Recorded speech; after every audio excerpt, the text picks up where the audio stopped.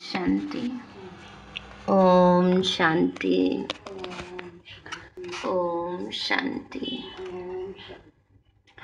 आज प्यारे बाबा के 20 जनवरी 2022 के महावाक्य हैं। बाबा बोले, मीठे बच्चे, आधा कल्प से जो 5 विकारों की बीमारियां लगी हुई थी वो अब छोटी की छोटी। बाबा ने कहा, आधा कल्प से जो 5 विकारों की बीमारियां लगी हुई थी वो अब क्या हो गई है? छोटी की छोटी। इसलिए अपार खुशी में रहना है। प्रश्न है, तुम बच्चों को अब कौन सी एक हॉबी माना शौक रखना है? किन बातों से तुम्हारा कोई ताल्लुक नहीं है? बाबा ने कहा, एक बाप से पूरा वर्षा लेने की हॉबी रखनी है। मनुष्यों को तो अनेक प्रकार की हॉबियां होती हैं, तुम्हें वह सब छोड़ देनी है। तुम ईश्वर के बच्चे बने हो, बाप के साथ वापस जाना है ना। बाबा ने कहा, तुम ईश्वर के बच्चे बने हो, बाप के साथ वापस जाना है। इसलिए इस शरीर से ताल्लुक रखने वाली सब बातों को भूल जाना है। पेट को 2 रोटी खिलानी है और बुद्धि नई दुनिया से लगानी है। गीत है, जिसका साथी है भगवान, उनको क्या रोकेगा आंधी और तूफान। ओम शांति। जो भी अनन्य महावीर अडोल बच्चे हैं वो समझते हैं कि अनेक प्रकार के मनसा तूफान भी आएंगे और कैलेमिटीज भी, बीमारियां आदि भी आएंगी, है ना। मन में भी तूफान आते हैं। कई कहते हैं ऐसे संकल्प ज्ञान में जलने से पहले नहीं आए, ऐसे आते हैं। तो क्यों आते हैं? क्योंकि अंदर जो बीमारी है वो बाहर निकलती है। जैसे वैद्य के पास जाएं तो वैद्य कहता है कि पहले जो बीमारी है वो बाहर निकलेगी फिर ठीक होगी, है ना। तो बाबा भी हमें ऐसी दवाई देते हैं जिससे जन्म जन्म के लिए हम वो बीमारियों से मुक्त होते हैं, विकारों की जो लगी हुई है। तो जब ज्ञान कभी कभी अंदर जाता है तो अंदर की वो बीमारी उथल खाती है और वो बाहर निकलती है। इसलिए बाबा कहते हैं मनसा में तूफान भी आएंगे, फिर कैलेमिटीज भी आएंगी, प्राकृतिक आपदाएं भी आएंगी, बीमारियां आदि भी आएंगी, क्योंकि अब पिछाड़ी का पंप है। माया खूब झोंके लगाएगी। जो पक्के निश्चय बुद्धि है उनको तो मालूम पड़ता है कि शरीर के हिसाब किताब भी चुकतू होंगे। जब कोई बीमारी छूटने पर होती है तो खुशी होती है। अब हम इस बीमारी से छूटने वाले हैं। तुम जानते हो बाकी थोड़े रोज हैं। ये 5 विकारों की बीमारी आधा कल्प की लगी हुई है, जिससे मनुष्य अजामिल जैसे पाप आत्मा बन जाती है। ऐसी दुनिया अब बाकी थोड़े रोज हैं। यह बीमारियां छोटी की छोटी। दुनिया तो इन बातों को नहीं जानती। वह तो जैसे कि आसुरी बुद्धि है, वह तो हाय हाय करते रहेंगे। तुम तो यह घटनाएं देखते रहेंगे। तुम्हारा इन बातों से कोई ताल्लुक नहीं है। बाबा ने कहा, बच्चे तुम तो साक्षी होकर घटनाएं देखोगे, क्योंकि बाबा ने पहले से हम बच्चों को बता दिया है, समझा दिया है। बाबा ने कहा, यह कोई नई बात नहीं है, ये तो होना ही है, इसमें डरने की तो कोई बात ही नहीं। बाकी थोड़ा समय है, पेट को 2 रोटी खिलानी है। अभी अपने को हॉबी है बाबा से वर्षा लेने की। कौन सी हॉबी होनी चाहिए? अब बाबा से वर्षा लेने की। बाबा कहते बाकी शरीर निर्वाह जितनी जरूरत है उतना करो, बहुत ज्यादा बुद्धि उसमें नहीं फंसाओ। बाबा ने कहा, बच्चे अनेक प्रकार की हॉबी आदत मनुष्यों को होती है, यहाँ कोई हॉबी नहीं है। शरीर के साथ ताल्लुक रखने वाली बातों को भूल जाना है। हम ईश्वर के बन गए हैं, अब वापस बाबा के पास अथवा साजन के पास जाना है। यह साजन भी बड़ा विचित्र है। विचित्र होने के कारण उनको पूरा याद नहीं कर सकते। यह नई रस्म है ना, आत्मा को परमात्मा को याद करना है।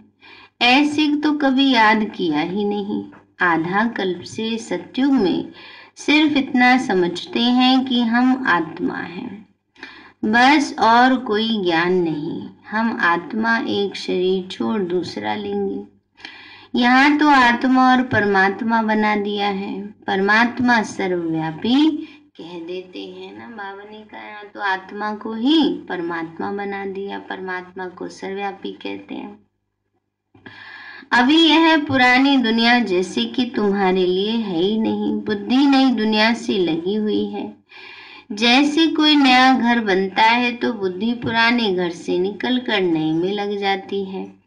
अभी इतने धर्म वाले कॉन्फ्रेंस आदि करते हैं, परंतु एक का भी बुद्धि योग परमपिता परमात्मा से नहीं है। बाबा ने कहा इतनी कॉन्फ्रेंस करते हैं, लेकिन बस कॉन्फ्रेंस में वाद विवाद में लगे रहते हैं ना।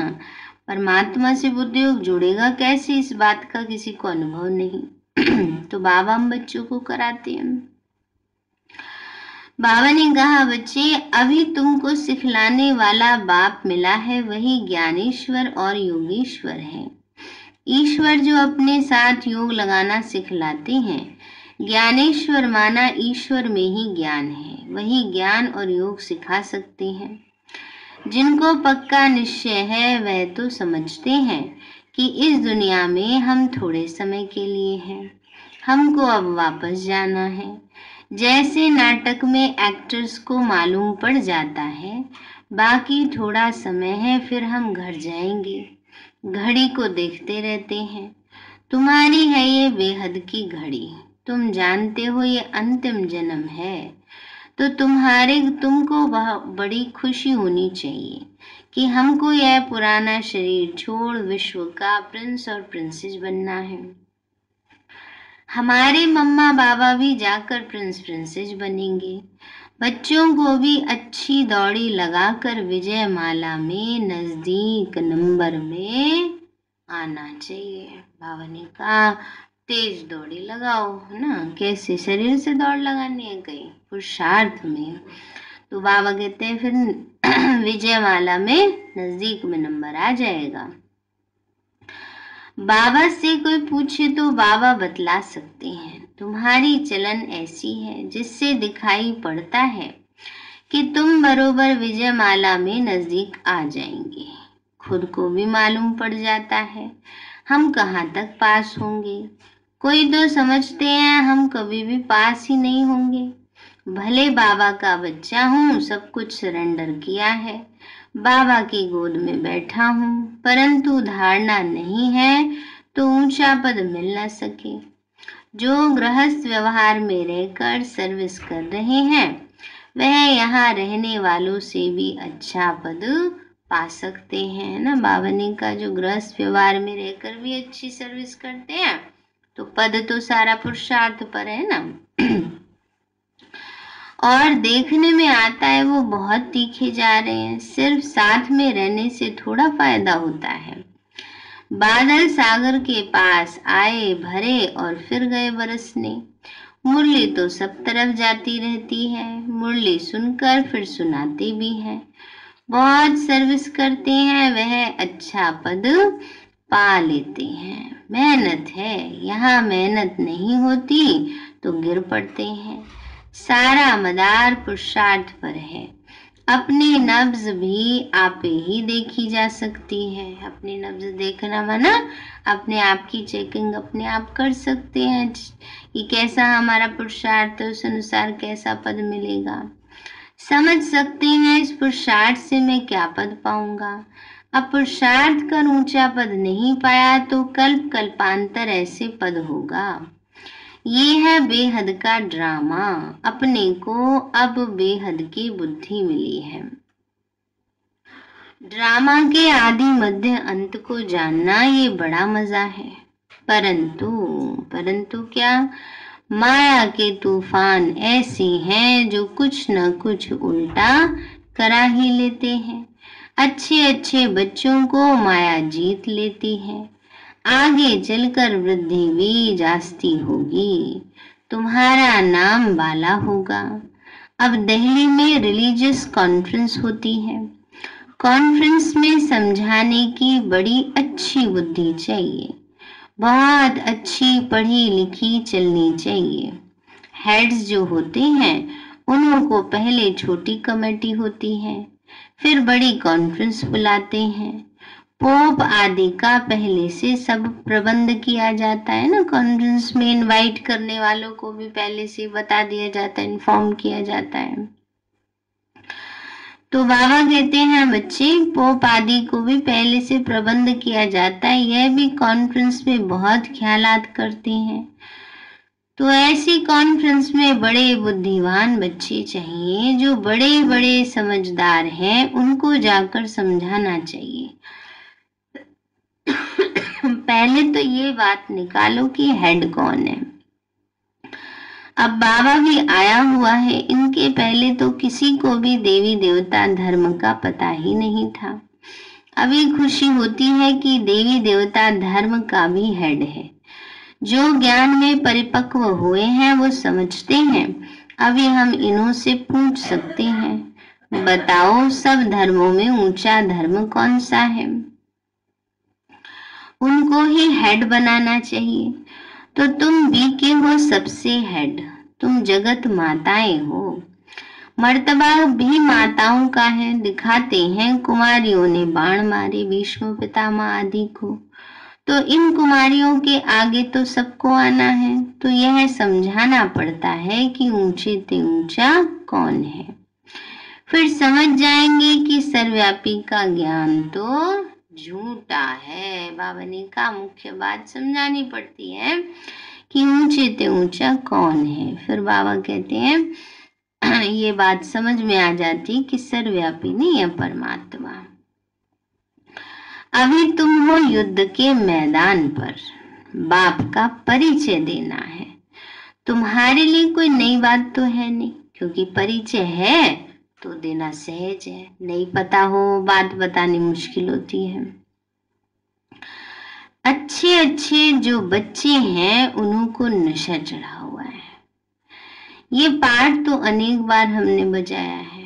अभी ये पुरानी दुनिया खत्म हो जानी है, पुराना चोला छोड़ना है, फिर नए सिरे आकर पाठ बजाएंगे। अभी तुम्हारी बुद्धि विशाल बनी है, अभी यह पुराना चोला छोड़ना है, फिर 84 जन्म नए नए चोले लेते हैं। यह बुद्धि में सदैव रहना चाहिए। हर एक पाठधारी को अपने अपने पाठ का तो पता होना चाहिए। 84 जन्म ले पाठ बजाया, अब खेल पूरा होता है, ये चोला भी पूरा होता है, सृष्टि भी तमो प्रधान है। अब हमारी राजधानी स्थापन हो जाएगी, फिर विनाश शुरू होगा, फिर हम जाकर विश्व के मालिक बनेंगे। याद आता है? बाबा कहते हैं बच्चे देखो, खेल पूरा होने वाला है, तमो प्रधान दुनिया है, विनाश शुरू हो जाएगा, हम जाके विश्व के मालिक बनेंगे दूसरे जन्म में। तो यहाँ जो पढ़ते हैं बाबा कहते हैं बच्चे, यहाँ जो इस समय पढ़ रहे हैं तो उससे इस जन्म में मिलता है।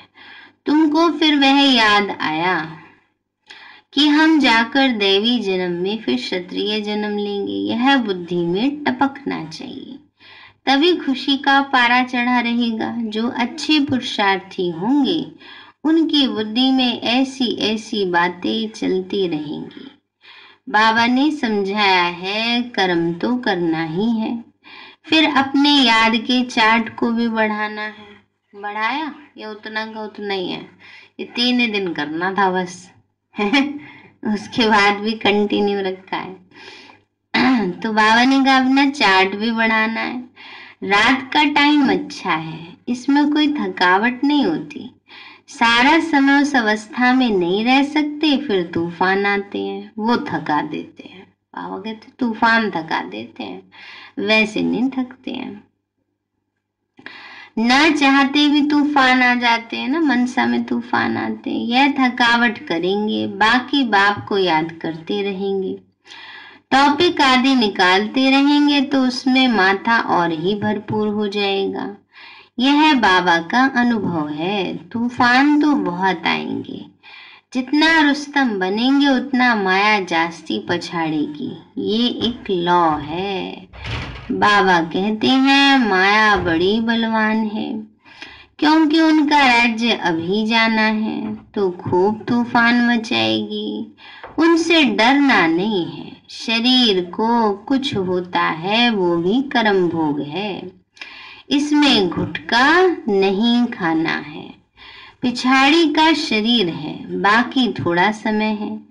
ऐसे करते खुशी में रहते हैं। ड्रामा में इस समय तुम सबसे जास्ती मर्तबे वाले हो, क्योंकि परम पिता परमात्मा की गोद ली है। तुम्हारे में भी जो अच्छे पुरुषार्थी हैं, उनके जैसा सौभाग्यशाली कोई नहीं। यह ईश्वरीय सुख बहुत ऊंचा है। तुम समझा सकते हो भारत ही स्वर्ग था, अविनाशी खंड है, और कोई धर्म नहीं था, वो तो बाद में आए हैं। सूर्यवंशी राजधानी पास्ट हुई तो फिर चंद्रवंशी हुए। उनकी हिस्ट्री ज्योग्राफी का किसी को भी पता नहीं है, अभी तुम्हें पता पड़ा है। वहां थोड़े ही कोई भी जानते हैं कि सत्युग के बाद त्रेता होगा। अगर जान जाए तो और टेंशन हो जाए। अभी तो बाबा आराम से सोने के सिंहासन पर बैठे हैं, और फिर जाकर के कलयुग में भी वो करना पड़ेगा। तो इसलिए बाबा कहते वहां नहीं याद रहता, अगर याद रहे तो सुखी कम हो जाए। तो बाबा ने कहा बच्चे वहां याद नहीं रहता, वहां तुम्हें पता अभी तुम्हें पता पड़ा है। तो दो कला कम होने से वह सुख कम हो जाता है। यह ज्ञान सत्युग में हो तो अंदर ही गुटखा खाते रहेंगे। दिल खाएगी क्या हम फिर से उतरेंगे? राजाई ही अच्छी नहीं लगेगी, टेंशन हो जाएगी ना, तो टेंशन में तो सुख सुख ही नहीं भासता। यहाँ भी कोई कोई कहते हैं हम स्वर्ग के मालिक बनेंगे, फिर नीचे उतरना पड़ेगा, परंतु वहां फिर भी राजाई मिलने की खुशी है। अभी तुमको बाबा त्रिकालदर्शी बना रहे हैं। लक्ष्मी नारायण जो स्वर्ग के मालिक हैं वो भी त्रिकालदर्शी नहीं है। बाबा ने कहा लक्ष्मी नारायण भी त्रिकालदर्शी नहीं है। संगम पर ही बाप आकर तीसरा नेत्र ज्ञान का दे त्रिकालदर्शी बनाते हैं। देवताओं को यह सब अलंकार क्यों देते हैं? क्योंकि वो फाइनल में है।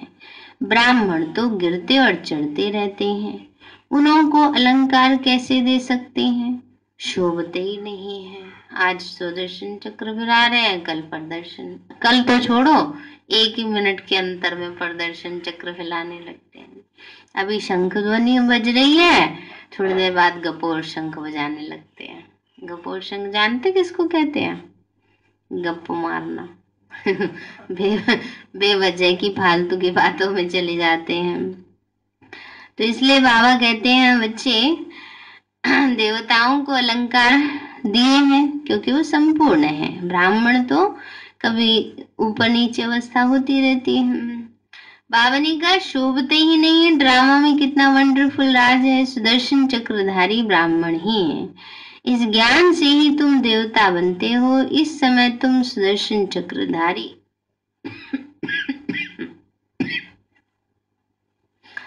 त्रिनेत्री त्रिकालदर्शी हो, ये तुम्हारा टाइटल है।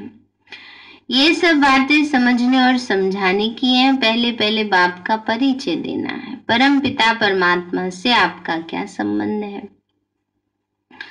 उनका नाम ही है गॉड फादर। ऐसे थोड़े ही कहेंगे कि गॉड फादर सर्वव्यापी है, वो तो बाप है ना। तो हम लिखते हैं कि परम पिता परमात्मा से आपका क्या संबंध है? परम पिता कहते हो तो जरूर पिता ठहरा ना, तो बाप सर्वव्यापी कैसे होगा? बाप से तो वर्षा मिलना होता है, बाप तो रचयिता है नई दुनिया का। तो इन लक्ष्मी नारायण को भी नई दुनिया का वर्षा मिला हुआ है। वहां देवताओं को तीसरे नेत्र की दरकार नहीं रहती है ना। तीसरा नेत्र कब मिलता है? इस समय मिलता है हमें संगम युग पर। बाबा ने कहा सतयुग में तीसरा नेत्र क्या करेंगे, वहाँ ज्ञान की जरूरत ही नहीं है। यहाँ ज्ञानता है तब बाबा आकर तीसरा नेत्र देते हैं। तो बाबा कहते हैं तीसरा नेत्र की वहाँ दरकार ही नहीं, तीसरा नेत्र जरूर ब्रह्मा द्वारा ही देंगे। त्रिमूर्ति का अर्थ भी कितना अच्छा है, समझाने की बड़ी रौनक चाहिए। बाबा ने कहा रौनक से मन खुशी से उमंग से समझाना चाहिए। तो जो अच्छा उस्ताद होगा उनको समझाने की प्रैक्टिस भी होगी। दिन प्रतिदिन किसी को समझाना बहुत सहज होता जाएगा। परम पिता परमात्मा आपका क्या लगता है? कहेंगे बाप लगता है। बाप है नई दुनिया का रचयिता। सतयुग में देवी देवताओं का राज्य है, जरूर उन्हों को प्रॉपर्टी मिली होगी परम पिता परमात्मा से। तो राजयोग सीख राजा ही पाते हैं, हम भी के हैं, कोई को भी समझाओ। अच्छा तुम कहते हो प्रजापिता ब्रह्मा, तो तुम्हारा पिता हुआ ना, तो शिव भी पिता है, तुम भी ब्रह्मा कुमार कुमारियां हो। तो अभी हम दादे से वर्षा ले रहे हैं, तुम नहीं ले रहे हो, आकर के समझो, पुरुषार्थ करो तो तुमको भी मिल जाएगा। तो प्रजापिता ब्रह्मा और जगदम्बा दो है मुख्य। वर्षा मिलता है लक्ष्मी नारायण पद। तो बच्चों को बहुत प्रकार से समझाते हैं, बड़ी बड़ी कॉन्फ्रेंसेस में तुम